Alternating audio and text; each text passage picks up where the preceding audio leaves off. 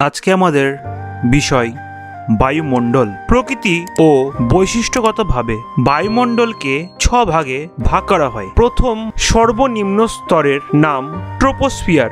এই স্তরটি ভূপৃষ্ঠ থেকে উপরের দিকে 12 কিমি উচ্চতা পর্যন্ত বিস্তৃত থাকে।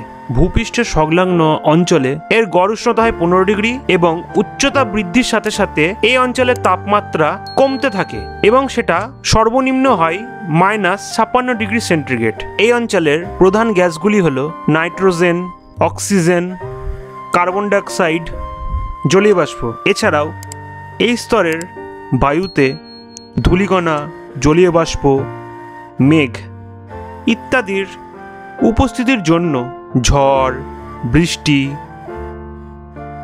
বজ্রপাত প্রভৃতি প্রাকৃতিক ঘটনা ঘটে। তাই ট্রোপোস্ফিয়ারের আরেক নাম ক্ষুদ্রমণ্ডল।